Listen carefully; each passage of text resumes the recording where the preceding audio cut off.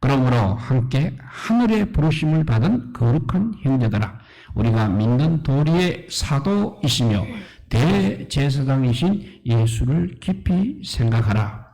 그는 자기를 세우신 이에게 신실하시기를 모세가 하나님의 온 집에서 한 것과 같이 하셨으니 그는 모세보다 더욱 영광을 받을 만한 것이 마치 집 지은 자가 그 집보다 더욱 존귀함 같으니라. 집마다 지은이가 있으니 만물을 지으신 이는 하나님이시라.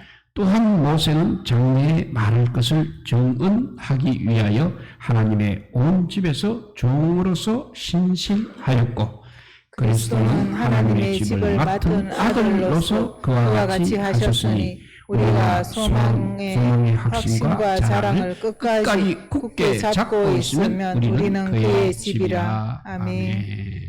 예. 오늘은 예수님이 모세보다도 더 귀한 존귀한 존재임을 우리에게 말씀해 주고 있습니다. 우리 믿는 사람에게 불변의 공식이 있습니다. 말씀하시는 주님, 그 말씀에 순종하는 우리 성도들이 되어야 하겠습니다. 하나님의 백성은 이렇게 말씀과 믿음과 순종으로 살고 있는 것입니다. 이것은 과거나 현재나 변함이 없는 항구적인 원리인 것입니다. 우리 하나님은 말씀하시는 하나님이십니다. 또 그 말씀을 이루시는 신실하신 분이십니다. 그러므로 그 백성은 반드시 하나님의 말씀을 듣고 순종해야 하는 것입니다. 그렇게 할 때 우리 하나님께서 계획하신 일이 이루어질 수 있는 것입니다. 하나님께서는 자기 백성을 애굽의 종되었던 땅에서 인도하여 약속의 땅 가나안으로 이끄시려 하십니다. 그 과정에서 그의 뜻을 전달할 신실한 말씀의 지도자를 세우셨습니다. 다름 아닌 모세입니다. 모세는 하나님의 집에서 그야말로 신실한 하나님의 종으로 섬겼습니다. 과거의 이 일이 종말 시대를 맞이한 우리 신약 성도들에게도 동일하게 적용되고 있다는 것입니다. 신약 시대의 하나님의 백성 역시 본질적 차원의 가나안, 곧 천상의 가나안의 약속을 하나님으로부터 우리 신약성의 하나님의 백성들은 부여받았습니다. 이 약속의 말씀을 붙잡고 믿음과 순종으로 살아가야 하는 것입니다. 그렇게 하지 않으면 과거 출애굽 선조들이 광야에서 실패하고 가나안에 들어가지 못하였던 것처럼 불행한 전철을 되풀이할 수도 있는 것입니다. 그러나 감사하게도 우리 신약 성도들은 그 출애굽 선조 때보다도 훨씬 더 좋은 조건을 가지고 있습니다. 곧 우리를 인도하시는 말씀의 지도자가 모세보다 매우 월등하신 분이라는 사실입니다. 과거에는 인간 모세가 하나님의 말씀의 중개자 역할을 하였습니다. 그렇지만 지금은 하나님의 아들이 친히 말씀의 인도자가 되십니다. 모세와 예수님에게는 공통점이 있습니다. 두 분 다 하나님께서 임명하신 신실하신 분들이라는 사실입니다. 두 분은 하나님의 말씀으로 하나님의 집 이스라엘을 신실하게 섬기셨습니다. 또한 결정적인 차이도 있는 것입니다. 모세는 건축에 비하자면 집 자체에 지나지 않습니다. 집의 구성에 비하자면 종일 따름인 것입니다. 그러나 우리 예수님은 집을 지은 분이십니다. 또한 종들을 다스리는 하나님의 아들이십니다. 모세의 인도를 받는 것도 남다른 특권에 해당합니다. 모세를 지으신 하나님의 아들이 친히 하나님의 말씀으로 그 백성을 인도하신다면 그 특권이 얼마나 탁월하겠습니까? 우리가 믿음으로 그 말씀을 듣고 따르게 하면 약속의 땅 가나안에 들어가는 일이 결코 실패하지 않을 것입니다. 그래서 히브리서는 이 사실을 어떤 확신으로 확신시키고 주고 있느냐 하면 그가 사용하는 선포와 플러스 권면이라는 전형적인 틀이 히브리서에도 그대로 적용되고 있습니다. 히브리서 3장 1절에서 4장 14절까지는 크게 하나의 단위를 구성하고 있습니다. 흥미롭게도 제일 첫 부분이 3장 1절 말씀과 4장 14절 말씀은 대제사장으로 시작하여 대제사장으로 결론을 맺고 있습니다. 이처럼 시작과 끝에 동일한 단어나 동일한 문구를 배치하여서 전체를 한 단위로 묶는 것이 성경의 특색적인 수미상관법입니다. 그 법이 여기에서도 사용되고 있는 것입니다. 이 전체 구조 속에서 3장 오늘 읽은 1절에서 6절은 그리스도가 어떤 분이신지를 밝히는 선포 부분이라 할 수 있겠습니다. 그리고 그 뒤에 3장 7절에서 4장 11절까지는 구체적인 구원면을 담고 있습니다. 그리고 마지막으로 4장 12절에서 13절은 이 모든 것을 통괄하는 말씀의 원리를 언급함으로써 이 부분의 전체를 종결짓고 있습니다. 그리고 4장 14절은 이제 다음 주제로의 전환을 준비하는 문구입니다. 먼저 3장 1절에서 6절에서 히브리서가 어떤 관점에서 모세와 예수님을 비교하고 있는지, 왜 그렇게 하는지를 살펴보도록 하겠습니다. 먼저 하나님께서 인정하신 신실한 모세입니다. 다른 곳에서와는 달리 이 부분에서 히브리서는 구약 본문을 드러나게 이용하지는 않고 있습니다. 얼핏 하면 구약과 관계없이 그리스도에 대해서 말하는 것 같지만 사실은 또 그렇지 않습니다. 비록 다른 곳에서처럼 명시적으로 구약을 인용하지는 않고 있지만 그러나 구약을 떠나서 그가 말하는 것을 이해할 수는 없는 것입니다. 그가 구약을 염두에 두면서 이야기를 전개해간 증거는 3장 2절에 보면 모세가 하나님의 온 집에서 한 것과 같이 하셨으니라는 표현 속에서 잘 드러나고 있습니다. 관련 구약 본문이 바로 민수기 12장 7절 말씀입니다. 하나님께서 모세를 가리켜서 이렇게 말씀하십니다. 그는 내 온 집에 충성함이라, 이렇게 인정해 주신 바로 그 말씀인 것입니다. 민수기 12장 7절을 개정에서는 그 모세는 내 온 집에 충성함이라 했고 70인역에서는 모세는 나의 온 집에서 신실하다고 했습니다. 그리고 오늘 히브리서 3장 2절에서는 그 말씀을 모세가 하나님의 온 집에서 한 것과 같이라고 그렇게 말씀하고 있습니다. 이 말씀의 배경은 우리가 잘 아는 것처럼 모세가 이제 구수 여자를 아내로 취하자 아론과 밀리암이 이를 비방하고 나선 데서 시작이 됩니다. 왜 그들이 그토록 그렇게 비방을 했습니까?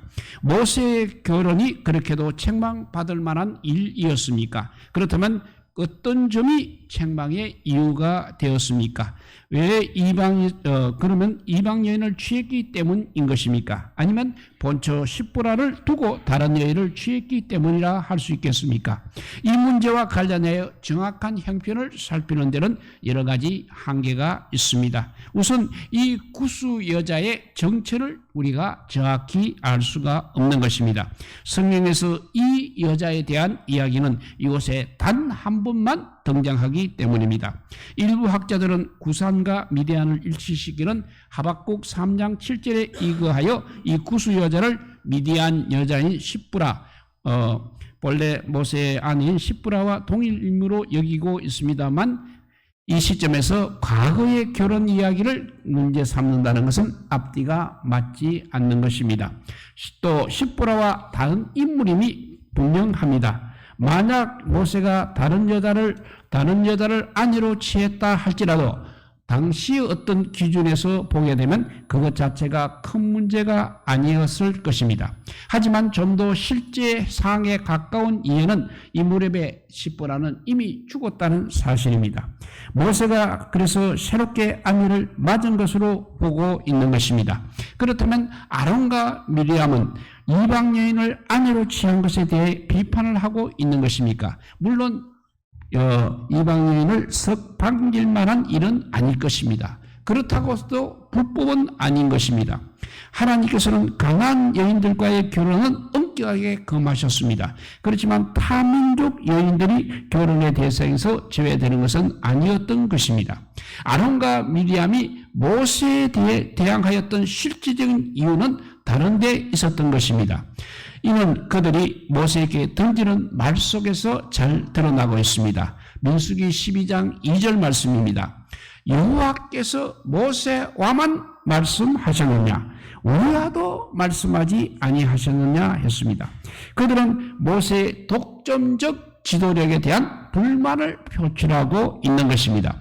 그의 결혼 문제는 하나의 빌미에 지나지 않았던 것입니다. 하나님께서는 우리도 말씀을 우리에게도 아론과 미리암에게도 말씀을 주셨고 그리고 그들도 말씀의 대리자 역할을 할 수 있는데 왜 너 모세만 혼자 지도자 노릇을 하려고 하느냐 하는 것입니다. 이 점에 모세는 걸핏하면 이렇게 원망하는 이스라엘 백성을 다스리는 짐을 나누고자 7명의 장로를 세웠던 것입니다. 이도 역시 하나님의 명령에 따른 일이었습니다.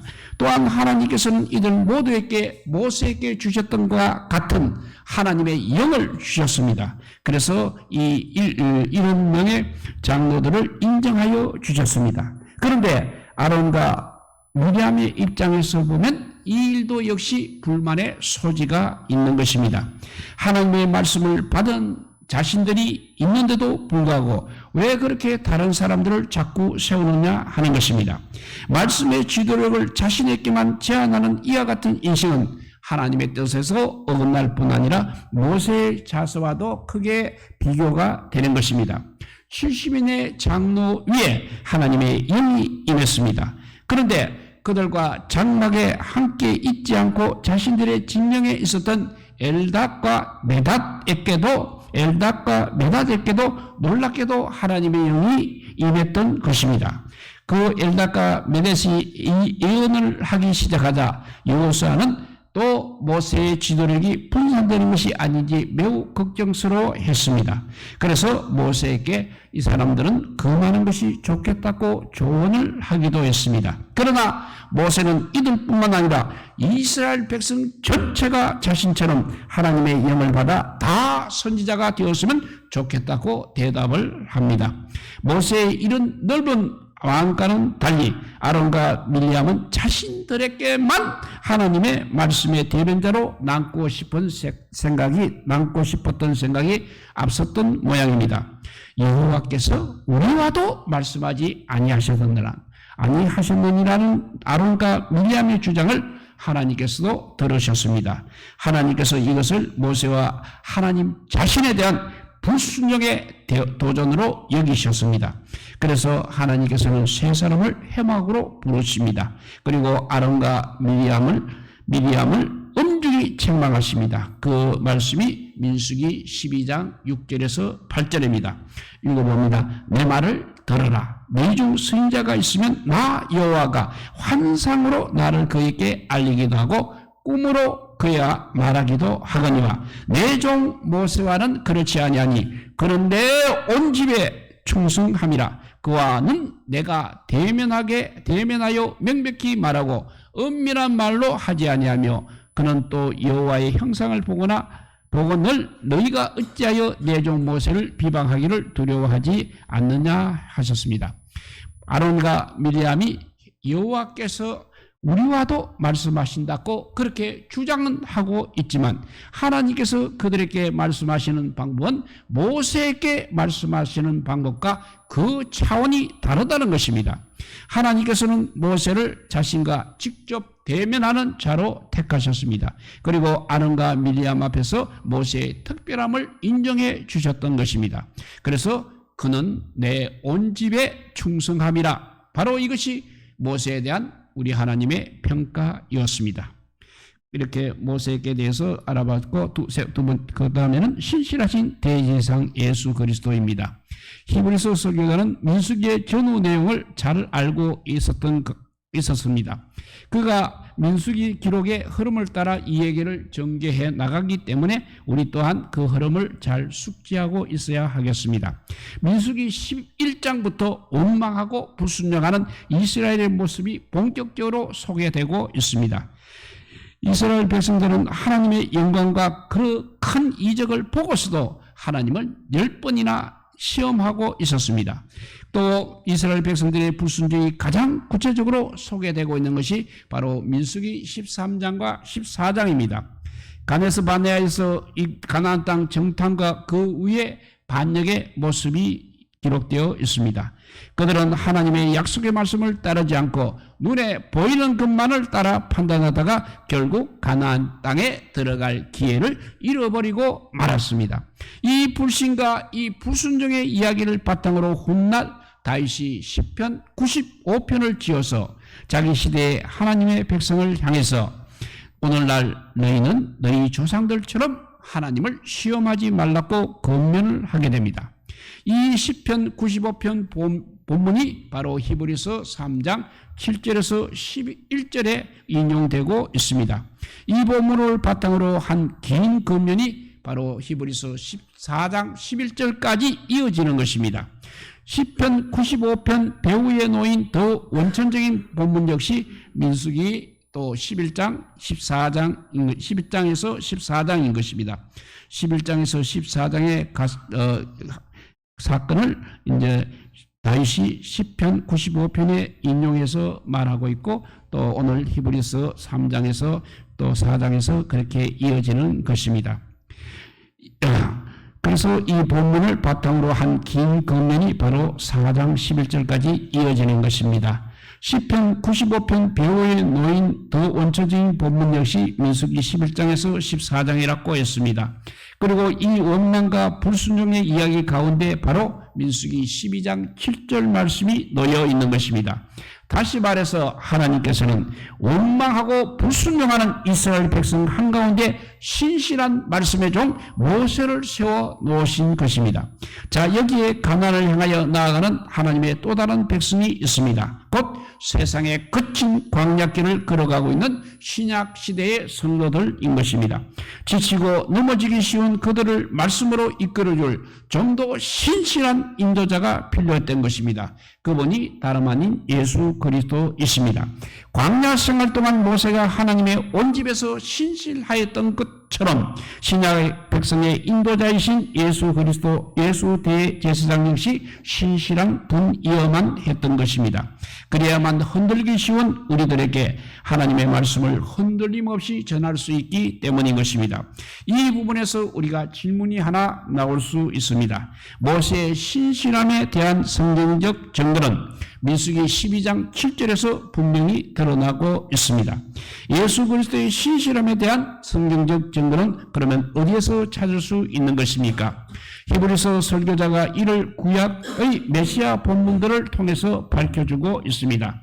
특히 역대상 17장 13절 14절이 매우 중요하게 작용하고 있습니다. 설교자는 예수 그리스도의 아들 되심을 입증하기 위해서 히브리서 1장 5절과 역대상 17장 13절을 이미 인용한 바 있습니다. 그 말씀이 뭐냐면 나는 그에게 아버지가 되고 그는 나에게 아들이 되리라는 말씀입니다. 원래 맥락 속에서 여기서 그라는 것은 다윗의 아들 솔로몬을 가리키고 있습니다. 그러나 이 본문은 초대교회 때부터 다윗의 후손 메시아를 가리키는 예언적 본문으로 이해되어 왔던 것입니다. 이 본문이 솔로몬을 넘어서 이제 참 왕이신 예수 그리스도의 아들 되심을 가리키고 있는 것으로 본다면 이어지는 역대상 17장 14절 역시 이 아들과 관련하여 대단히 중요한 의미를 가지고 있습니다. 특히 히브리서 설교자에게 익숙한 70연역은 이 구절을 내가 그를 나의 집에 신실하게 할 것이다 이렇게 번역하고 있습니다. 이 약속 역시 역사적 솔로몬을 뛰어넘어서 다윗의 아들 메시아에게 적용이 되는 것입니다. 그렇다면 예수 그리스도는 이 본문에 의하여 하나님 집 위에 신실하신 분으로 세워지고 있다는 것입니다. 모세와 예수 그리스도는 이처럼 신실한 제사장이라는 면에서는 공통점을 가지고 있습니다. 그러나 두 분 사이의 본질적인 차이 또한 우리가 주목하지 않을 수 없는 것입니다. 설교자는 두 가지 방식으로 차이점을 대비시키고 있습니다. 하나는 집과 집을 지은 자의 대비가 되겠습니다. 모세의 지위가 아무리 높아도 집을 넘어갈 수 없습니다. 그러나 반면에 예수 그리스도는 집이 아닌 집을 지은 자의 지위를 가지고 있으므로 그 영광은 서로 비교할 수 없다는 것입니다. 두 번째는 종과 아들의 대비인 것입니다. 모세는 장래에 말할 것을 증언하기 위해 신실한 종으로 섬겼습니다. 하지만 예수 그리스도는 그 증언의 지향점이 되어진 하나님의 집을 맡은 아들로 섬기셨던 것입니다. 그래서 히브리서 선교사는 모세와 예수님의 질적 차이를 강조하기 위해 예수님이 모세처럼 집 안에서가 아니라 모세는 집 안에 아니라 예수 그리스도는 집 위에서 신실하셨다고 말하고 있는 것입니다. 우리말 번역에는 잘 나타나고는 있지 않습니다. 그러나 원문은 전치사를 정확하게 구별하여 사용하고 있습니다. 모세의 경우에는 온 집에서 할 때 온 집에서의 전치사는 안이 사용되었습니다. 반면에 예수님 경우는 하나님의 집을 맡은 에서는 전치사 위라는 전치사가 사용되고 있습니다. 이는 10장 21절에 하나님의 집을 다스리는 에서도 마찬가지입니다. 예수님은 모세와는 달리 하나님 집 위에 존재이신 것입니다. 예수님은 이처럼 하나님의 아들이라는 지위를 가지시고 우리를 위하여 신실한 대제사장이 되셔서 우리가 영원한 천성의 가나안에 들어갈 수 있도록 하나님의 말씀으로 인도하여 주시는 분이십니다. 하나님께서 친히 인정해 주신 신실한 종 모세의 인도를 받는 것도 얼마나 감사한 일입니까? 그런데 모든 영광에 뛰어난 신실하신 하나님의 아들의 인도를 받는 일은 얼마나 더 감사한지를 상상하시기 바랍니다. 그래서 우리 성도는 그리스도의 신실한 집이라고 했습니다. 그리고 여기서 한 가지 고찰할 점이 있습니다. 여기 히브리서 설교자의 관심은 예수 그리스도가 모세보다 얼마나 더 우월하신 분인지를 이야기하는데 그치지 않고 있다는 것입니다. 그리스도의 신실하심이라는 주제는 그가 다스리시는 그리스도 집의 신실함과 직결이 되는 것입니다. 이를 나타내기위해서 히브리서 설교자가 신약시대의 하나님의 백성을 가리켜서 우리는 그의 집이라는 놀라운 선언을 하고 있다는 사실입니다. 예수님과 그의 집, 곧 그의 백성은 따로 갈 수 없다는 것입니다. 이 불가분의 관계를 살펴보려면 역대상 17장 14절로 다시 또 돌아가야 합니다. 70인의 표현대로 내가 그를 나의 집에 신실하게 할 것이다 라는 이 약속의 말씀이 하나님께서 다윗에게 주신 언약의 핵심 내용이 되겠습니다. 그런데 이 약속의 배경을 더 올라가게 되면 사무엘상 2장 35절의 예언이 놓여 있습니다. 하나님은 불신실함이 이미 드러난 엘리에게 기존에 주셨던 그 모든 약속을 거두시고 있는 것입니다. 사무엘상 2장 30절에 말씀해 보면 너의 집과 너의 조상의 집이 내 앞에 영원하리라는 약속을 주셨지만 엘리가 자기 아들들을 하나님보다 더 중히 여김으로 말미암아 더 이상 이 약속에 적합한 자가 아님이 드러났습니다. 그래서 하나님께서는 이제 엘리 제사장 대신에 다른 제사장을 세우실 것을 예고하시는 것입니다. 그러면서 읽어주시는 말씀이 사무엘상 2장 35절 말씀입니다. 내가 나를 위하여 충실한 제사장을 일으키리 그 사람은 내 마음 내 뜻대로 행할 것이라 내가 그를 위하여 견고한 집을 세우리니 했습니다. 이 약속은 이중적입니다. 첫째 하나는 하나님께서 충실한 한 제사장을 세우시겠다는 약속이고 두 번째는 또 견고한 집을 세우시겠다는 약속입니다. 이 약속이 역대상 17장 14절에 다윗의 언약을 거쳐서 이제 진정한 메시아 왕이 되신 예수 그리스도께서 성취가 되었다는 것입니다. 예수 그리스도는 그 집 위에 신실한 인도자가 되셨습니다. 그렇다면 그의 집인 신약 성도들 또한 신실함을 그 본질로 하는 그리스도의 집이 되어야 한다는 것입니다. 예수 그리스도의 신실함과 그의 집 곧 교회의 신실함은 따로 떼어놓을 수 없는 하나의 짝을 이루는 것입니다. 이런 점에서 사무엘상 2장 35절과 역대상 17장 14절의 약속은 예수 그리스도와 그의 집인 교회를 통해서 온전히 성취되었다는 사실을 확인하는 것입니다. 구약의 약속들은 모두 다 예수 그리스도의 오심 속에서 온전히 성취가 되었습니다. 신실한 모세보다 본질적으로 우월하신 예수 그리스도의 인도를 받아 우리는 진정한 의미의 가나안 땅에 들어갔습니다. 그러나 여기에는 아직까지 기다림의 요소가 남아 있다는 사실입니다. 가나안 안식의 완전한 도래가 여전히 우리 앞에 약속으로 주어져 있는 것입니다. 설교자는 이런 상황을 나타내렸고 우리는 그의 집이라는 선언 앞에 한 가지 조건을 붙이고 있습니다. 곧 우리가 소망의 확신과 자랑을 끝까지 굳게 잡고 있으면 그러하다는 것입니다. 우리가 소망의 확신과 자랑을 끝까지 굳게 잡고 있으면 우리는 그의 집이라는 것입니다. 여기서 소망은 다름 아닌 영원한 안식의 약속을 말하고 있는 것입니다.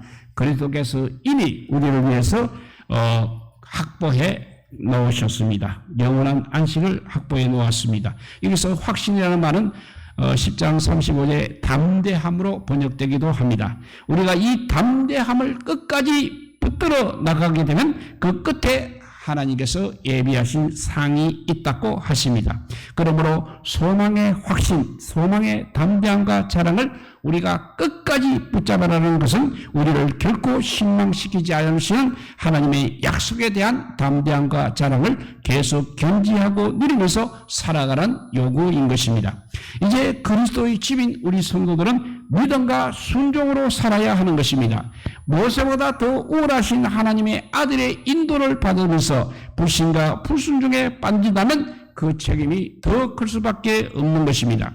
그래서 히브리서 설교자는 우리 그리스도인들에게 특권이 달린 이름 하나를 부여하고 있습니다. 그것이 3장 1절 말씀입니다. 함께 하늘의 부르심을 받은 거룩한 형제들아. 바로 이 구절 속에 그 이름이 담겨져 있는 것입니다.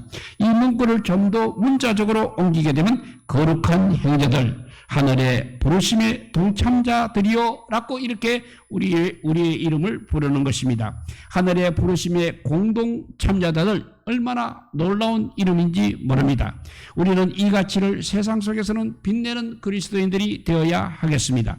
이 시대에 그리스도인이라는 말만 나오게 되면 치를 뜨는 세상 사람들이 너무나 많이 있습니다. 그래서 세상에서는 기독교를 이제 나쁘게 부르고 있을 뿐만 아니라 목사까지도 그렇게 쓰레기로 부르고 있는 것이 보편화되어 버렸습니다. 정말 가슴이 아리는 현실입니다. 신실하신 그리스도의 신실한 집으로서 우리의 가치를 다시 회복시키지 않으면 우리는 죽은 자에 지나지 않는 것입니다.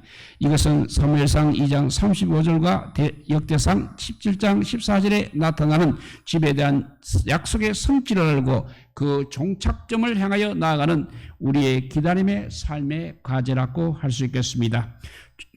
이렇게 주님께서는 우리에게 이미 우리가 가야 할 영원한 집을 예비하고 계시는데 아직까지 우리는 우리의 소망의 확신과 자랑을 끝까지 굳게 잡고 있으면서 기다리게 되면 그러하다는 이 소망, 영원한 안식에 대한 약속의 소망을 갖고 힘차게 순종하며 살아가시기를 주님의 이름으로 축복드립니다.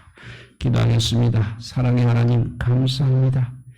주님께서 그 옛날 애굽 출애굽 선조들보다 더 확실한 주님의 아들이신 주님께서 집을 지은 자이신 예수 그리스도께서 우리에게 오셔서 이렇게 영원한 집의 안식을 아버지 우리에게 이미 확신하고 있습니다.